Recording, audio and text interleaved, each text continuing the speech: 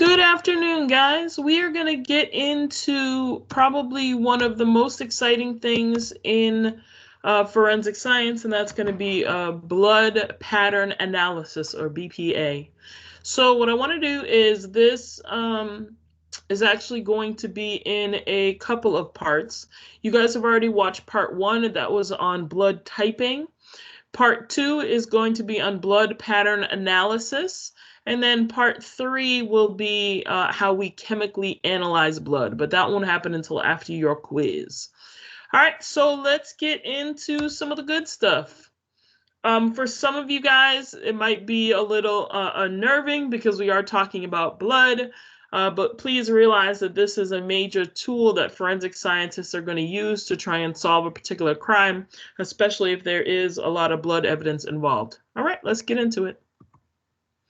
So when we talk about what is BPA, BPA is going to be blood stain pattern analysis, and there are many things that an investigator can learn from looking at this blood spatter that you would find at a scene. So the first thing is you can sometimes find the type and the velocity of the weapon, meaning how hard they were swinging that weapon around the crime scene, the number of times that they hit somebody with a particular weapon. Sometimes you can tell whether the perpetrator is right or left-handed. You can definitely tell some of the positions or movements of the victims and the assailants during and after the attack, depending on dried blood, wet blood, how the blood is layered. You can figure out what wounds were inflicted first. You may also be able to determine the type of injury if you can determine what type of weapon may have been used. You can also determine how long ago the crime was committed, and then, of course, whether death was immediate or delayed. There are probably a few other things, but those are the top 8 that I thought were important. Okay, so let's talk about terms first of all. So the first term that I want you guys to be aware of is what spatter means. Sometimes you'll hear people say splatter. It's actually spatter, not splatter. But basically, spatter is going to be blood stains that are created from the application of force to the area where the blood originated. Hopefully, this will make more sense as once we go through the different types of blood stains, and you'll get a better idea of what I'm talking about. So when we talk about the origin of or source, that is the place where the blood spatter came from or where it originated. The angle of impact is going to be the angle at which a blood droplet strikes a surface, and we're going to talk about how that can help you determine certain factors. Now, if you take a look at my diagram over here on the side, we have what we call a parent drop, which is going to be the droplet where the satellite spatters are going to come from. And when we talk about satellite spatters are going to be small drops of blood that break off, that should be off from the parent spatter when the blood droplet hits a particular surface. And then the last big thing that you'll notice for different blood drops are going to be these things called spines. And they are going to be the pointed edges of the stain that radiate or come out from the spatter. It can help determine the direction from which the blood traveled, okay? Usually those spines are going to be coming from the parent drop, and it's also going to be dependent on the surface that the blood drop hits, and we'll talk more about that a little bit later on in this presentation. Okay, so let's talk about the different types of blood stain patterns. We have passive blood stains, which is exactly what you think it means. There was no force involved except for gravity. So the patterns that are created are from the force of gravity. You may see drops, series of drops. You could see flow patterns, blood pools. We'll talk about exactly what a flow pattern is in the next few slides. The next one is going to be projected blood stains. So these are going to be patterns that occur when a force is applied to the source of the blood. They're going to include all sorts of different types. Okay, you're going to get low, medium, and high impact depending on how fast that blood is traveling off whatever object it's traveling off of. You're going to get cast off, which is going to be coming off of a particular weapon. It could be arterial spurting.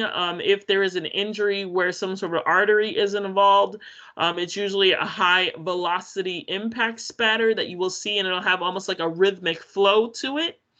And then you could see something like expiratory blood, which could be coming out of your nose, a wound on the body, or mouth, depending on how the crime was committed.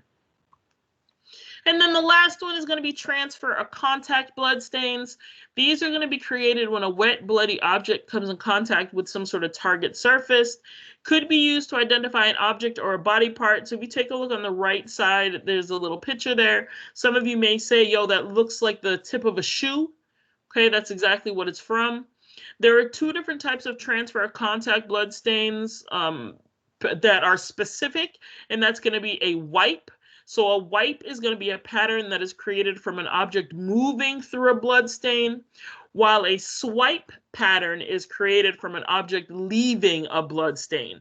So an example would be there is a pool of blood on the wall, and you move your hand through that pool of blood. That would be considered a wipe, okay? For a swipe pattern, you now take your bloody hand and then you press it up against a piece of fabric and try and clean up the blood off of your hands, right? That would be a swipe. All right. All right. So this is just a close-up of a passive blood stain. You can see the parent drop. This could be a big parent drop and then some satellite stains, but in my mind, they look like 3 parent drops with spines attached. Okay, so the next thing I want to talk about are the bloodstain types that you would particularly find at a crime scene. Okay, so we've talked about most of these. I just want to give you some pictorial representation. So the first one up at the top is going to be arterial spurting. This is going to be a bloodstain pattern that is going to result from blood exiting the body under some sort of pressure. Usually happens because maybe somebody's carotid artery got cut. The blood is going to gush out of the artery, and it's going to match the rhythm of the heart, which is why you kind of see like a rhythmic pattern on the wall or on the floor or on a piece of furniture or something like that. The next one that you see a picture of is cast off. This is going to be created when blood is released or thrown from an object that has blood on it. So for an example, let's say somebody gets hit over the head with a hammer, right? When you hit the person with the hammer on the head, right, you're going to get blood on the end of that weapon. As you swing the weapon multiple times, you will have blood that will be on that weapon that you will actually be throwing around the room. Okay, so that's what we would call cast off. Sometimes it can give you an idea of how many times a person was hit. Usually it's the number of stains minus 1. Because that first blow to the head is the one that creates the blood. After that, you now have blood on your weapon that you are throwing around the room if you are going through multiple strikes. Okay, so when we talk about a drip pattern, so for a drip pattern, it's going to be a blood stain that results from dripped blood. Okay, so it can either be from a weapon, a victim, or sometimes the killer leaving a scene. For a flow pattern, the bloodstain pattern, it shows a change in shape and direction, and it's usually due to gravity, not any other force, okay? So if you look here, you have a flow pattern. It starts up and then it starts going down diagonally, okay? But it's all due to gravity. It's not due to any kind of pressure exerted on that blood. Okay, so we talked about a swipe and a wipe. I just wanted to give you a picture. So a swipe is going to be a pattern that's created when blood is transferred from a moving source onto an unstained source. So I think the example I gave you is you have a hand that you put into a pool of blood that was on the wall. When you move your hand through that pool of blood that already existed, that is considered a wipe. If you take that hand that now has blood on it and say you press up against the wall and you run your hand along the wall, that portion of the wall didn't have blood on it until you put your hand on it. So that would be considered a swipe. And then in general, we just have these contact patterns. So they're going to happen when a wet or bloody surface comes into contact with some sort of second surface. So here, if you take a look, it looks like somebody stepped into some blood with their shoe, and they took their next step, and whatever blood ended up on their shoe ended up in that pattern that you see on the floor. And you can kind of see some of the outline of the shoe if you look rather closely. So the last part of this section is basically patterns and what they can tell you. So let's go through it. So different surfaces in terms of the size of the blood drop and the size of the spines is going to vary depending on what the surface is. Okay, so if it is a smoother surface, right, there's less resistance to that blood drop that is landing on the floor, meaning that the blood drop may be larger, right? If we're talking about like a carpeted surface, your blood is going to be absorbed into the surface, meaning the spines may not be as present. If it is a rougher surface, like maybe tile or newspaper, you may see a more exaggerated spines, more satellite drops, things like that. So I'm going to play this video for you just so you guys can see. So there are 12 different surfaces that are denoted here, from tile to carpet to all of those things, and they're going to drop a blood drop on it. So I just want to play the video so you can see what the different blood drops look like. So here we go. Okay, so if you look at some of the blood drops, like in the top left corner, it looks like it's a rather smooth surface, right? But there was probably some sort of resistance, right? So let's see that again. Okay, if you take a look at the second one in the middle, it looks like a smoother surface. That's probably glass or tile or something like that. And then if you were to take a look at maybe this one right here, this little gray block, let me play it for you again, that is a rougher surface. You see how it soaks into the surface?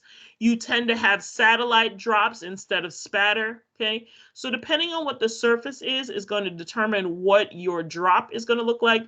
It's also going to determine what your satellite spines, what your spines look like, what your satellite drops look like. It's all going to be dependent on the type of surface. Okay, so if the surface is rougher and more porous, the spatter will be absorbed. Okay, if the surface is hard and smooth and flat like a tile, the spatter is going to break up into lots of little drops, but they will be rounder. Okay, so this can give you an idea of just what the blood spatter is doing on a particular surface and how that's going to affect the investigation of the scene. Okay. All right. Let's move on. The next thing I'm going to talk about is height. So in terms of height, the greater the height, the greater the amount of spatter. So if you take a look at this picture, right, it is showing you that as the finger goes up higher and higher and higher, and it drops it from a higher height, the blood drop is actually increasing in size. So here we're dropping it from 6 inches, and it looks like a really small blood drop, all the way up to 7 feet, and the blood drop is larger, right? If you also take a look, as you are increasing the height, the spines and some of the satellite drops start to become more visible, right? That's because as we're dropping from a particular height, we're increasing the speed. Increasing the speed is going to increase the size. It also is going to increase the force of that blood drop on a surface. So all of those things need to be taken into account when you're investigating a crime scene. All right, so when we talk about close range, the droplets of spatter are going to be closer together. A low velocity impact, like a blow from a hammer, is going to produce this type of spatter, okay? So if I have some blood and I am raising a hammer and hitting a blood drop with a low velocity, I'm not putting a lot of force into it, you're going to get the droplets that are going to be closer together, okay? And you're going to see this type of spatter. When we talk about from further away, the range is going to be more spread out. So if you take a look, this is actually a bullet injury, okay? So a bullet was fired, and if you take a look, we're going to talk about this more when we do the ballistic section, but if you look here, you see this little black ring. What this means is that this person was shot at close range because the actual barrel of the gun actually caused what we call an abrasion collar, and it basically burned that person's skin. okay? But you'll see in terms of blood, you're going to see that the spatter is going to be more spread out than it is in a low velocity impact. And that's how you can tell the difference between a low velocity or a high velocity impact. The next thing is going to be angles of spatter. So depending on the angle from which the blood fell, the spatter is going to be different. A blood drop falling perpendicular, which is straight up and down, 90-degree angle, is going to leave a round blood stain where it drops. And then the blood drop that's falling at an angle other than 90 degrees will leave an elongated stain. The one thing I want to point your attention to is this diagram up here. If you take a look, we have a blood drop that is coming in and hitting a surface. And if you notice here, there's going to be an elongation of that blood drop on the opposite side from the direction that it's traveling in, okay? So when we talk about this tail of the spatter, the tail is going to be the direction that the blood spatter is traveling. If I know which way it's traveling, I know where it came from. So I don't know if any of you guys have watched Dexter, but he does this activity where he is stringing blood drops. What he's doing is he is drawing the string back through the blood drops to figure out where they came from. And then he's going to do some math, and he's going to figure out the angle that that spatter hit the surface. And then he's going to raise and lower his string depending on the angle of impact that he calculates. Doing that can tell him where the blow came from, maybe how tall the assailant was, anything like that. Okay, so if you take a look here, I gave you some examples of the different blood drops. We start off at 90 degrees. It is straight up and down. It is perpendicular. And then as we lower that angle, the blood drop starts to get a little less and less circular, okay? So we have a little, I guess, what would you call this? An ellipse maybe, coming close to an ellipse. And as the degrees decrease, it keeps getting less round and more elliptical. And then we get to 40, and then we get to 20, and then we get to 10, okay? And at that point, our blood drop is no longer circular, but now you can see very distinctly the tail. So here, that means that this blood drop was traveling in this direction, meaning that it came from that direction, okay? So think about that. That's how you can tell where the blood drop came from and where a particular assailant may have been when they hit the person or shot the person or things like that. The last thing I want to talk about is math. So we talked about this angle of impact and how to figure it out. When we talk about this angle, the steeper the angle, the more elongated the blood stain is going to be. So you're going to need to be able to calculate the angle of impact. So it's real simple. There is some trig involved because you're taking the sine of a particular shape. So let me just break it down for you. So all you're going to do is you are going to measure the width of your blood stain, and then you're going to measure the length of your blood stain. Okay, and then you are going to figure out what this number is by doing a calculation and then taking the sine. Okay, we'll talk about it a little bit more when we start doing some analysis of actual blood stains, right? So that is going to be part 2 of your notes. Part 3 will be the chemical test for blood, and I will come back with that probably in a few days. All right, y'all.